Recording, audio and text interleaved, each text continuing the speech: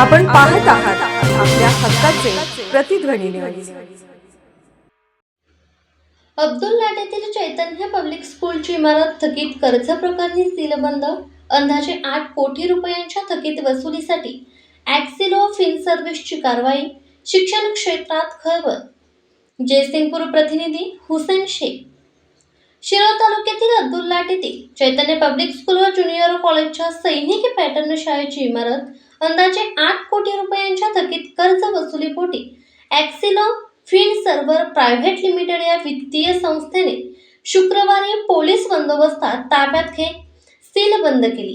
महसूल विभागाने पंचनामा करून संबंधित मिळकतीचा ताबा वित्तीय संस्थेकडे दिला। यावेळी संस्थेचे विश्वस्त प्राध्यापक शरद काळे यांना विशेष वसुली अधिकारी भरत जयकर यांनी समन्स नोटीस बजावली।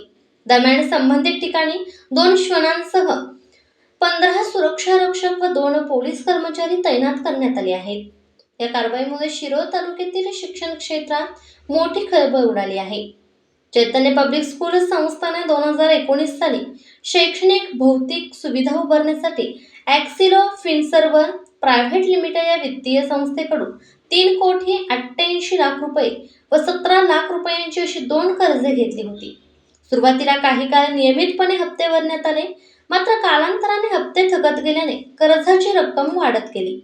परिणामी संस्थेला कर्जफेड करणे अशक्य बनले।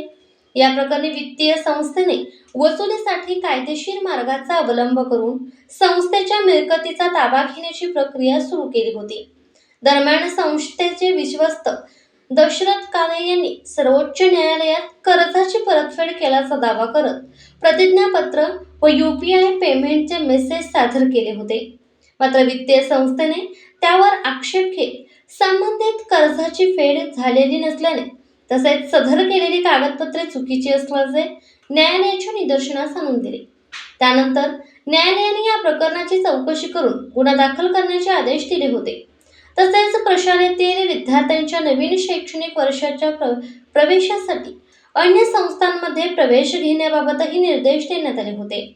25 सप्टेंबर 2025 रोजी प्रशालेवर प्रशासक नेमून शैक्षणिक वर्ष संपल्यानंतर संस्थेचा ताबा देण्याचे आदेश जारी करण्यात आले होते। त्यानुसार शुक्रवारी दुपारी 2:30 वाजण्याच्या सुमारास पोलीस बंदोबस्तात संबंधित कारवाई पूर्ण करण्यात आली।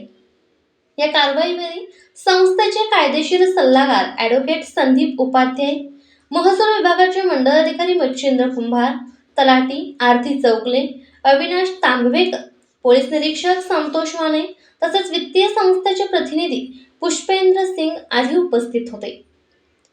प्रतिध्वनी न्यूजसाठी कुरुंदवाडहून हुसेन शेख।